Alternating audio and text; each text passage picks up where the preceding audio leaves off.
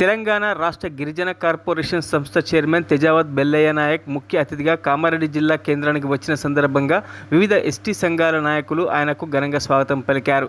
ఈ సందర్భంగా బెల్లయ్య నాయక్ మాట్లాడుతూ తెలంగాణ సీఎం రేవంత్ రెడ్డి అన్ని వర్గాలకు ఎన్నికలు చెప్పినట్టుగానే చేస్తున్నారని, బస్సులలో ఉచిత ప్రయాణం చెప్పి అందరు మహిళలకు ఉచితంగానే బస్సులో ప్రయాణం చేయడం జరుగుతుందని, గృహజ్యోతి కూడా ఇవ్వడం జరుగుతుందని, వంట గ్యాస్ సబ్సిడీ కూడా ఇవ్వడం జరుగుతుందని, రైతులకు చెప్పినట్టుగానే 2 లక్షల రుణమాఫీ కూడా చేయడం జరిగిందని, కొన్ని సాంకేతిక కారణాల వల్ల కొంతమందికి మాత్రమే రుణమాఫీ కాలేదని, వారికి కూడా త్వరలోనే అవుతుందని తెలిపారు. ఈ కార్యక్రమంలో కాంగ్రెస్ పార్టీ జిల్లా ఎస్టీ సెల్ అధ్యక్షులు రాణా ప్రతాప్ రాథోడ్, లంబాడ హక్కుల పోరాట సమితి జిల్లా అధ్యక్షులు Ganesh Nayak, social media coordinator Prakash Nayak, Kamareddy మండల అధ్యక్షుడు మోహన్ నాయక్, పులిసింగ్ వినోద్, గణేష్, ప్రకాష్, వివిధ గ్రామాల మాజీ సర్పంచ్లు, మాజీ ఎంపీటీసీలు, కాంగ్రెస్ పార్టీ కార్యకర్తలు, నాయకులు పాల్గొన్నారు.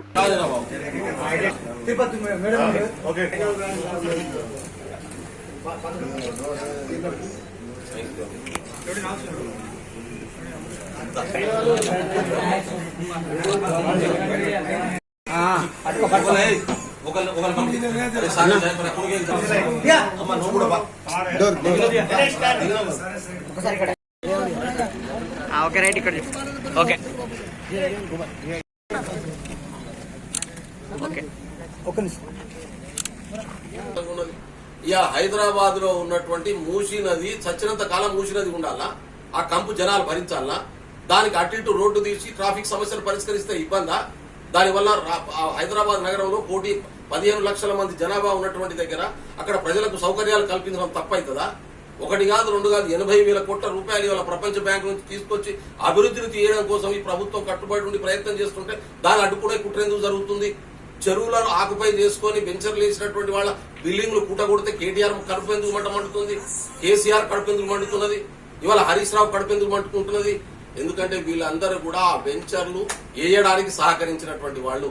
చెరువు సుఖం భూములలో పేదోడు యాసికి పంట వేసుకునేది గతంలో, కానీ చెరువు సుఖం భూములను ఆకుపై చేసుకుని ఇవాళ పర్మనెంట్ రిసార్ట్స్ కట్టుకున్నటువంటి వాళ్లకు వ్యాపారాలు చేసుకోవడానికి పర్మిషన్ ఇవ్వాలా?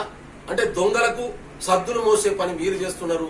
దొంగలను ఇవాళ పారదోలి ప్రజల కోసం ఆస్తుల్ని కాపాడేటటువంటి పనిని కాంగ్రెస్ పార్టీ ప్రభుత్వం చేస్తున్నది.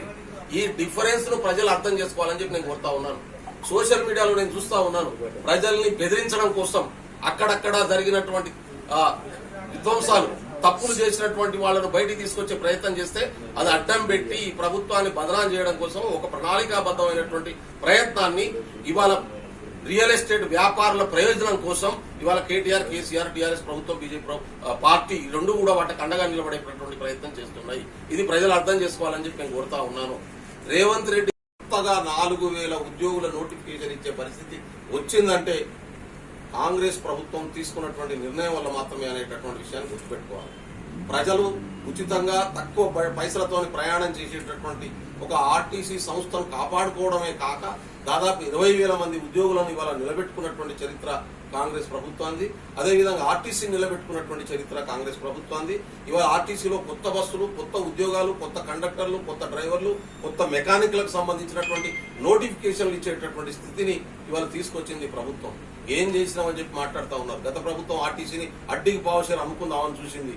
చివరికి ఆర్టీసీ బస్ స్టాండ్ లో ఉన్నటువంటి జాగలకు, వాళ్ళ కుటుంబ సభ్యులకు, పెట్రోల్ బంకులకు లీజుల పేరు మీద ఇచ్చుకున్నటువంటి చరిత్ర గత ప్రభుత్వాన్ని. అయితే ఇవాళ ఆర్టీసీని అభివృద్ధిలో తీసుకొచ్చి లాభాల్లో తీసుకొచ్చినటువంటి చరిత్ర కాంగ్రెస్ ప్రభుత్వాన్ని విషయాన్ని కూడా ఈ సందర్భంగా నేను గుర్తు చేయదలుచుకున్నాను.